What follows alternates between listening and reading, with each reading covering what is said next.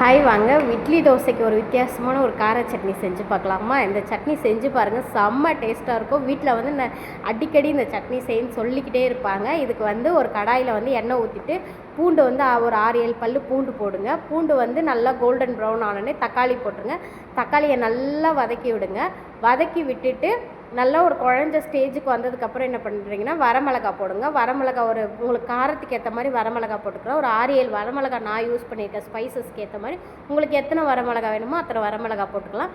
வரமிளகா போட்டதுக்கப்புறம் அதையும் நல்லா வதக்கி விடுங்க. அது அந்த எண்ணெயிலேயே நல்லா வதங்கட்டும்.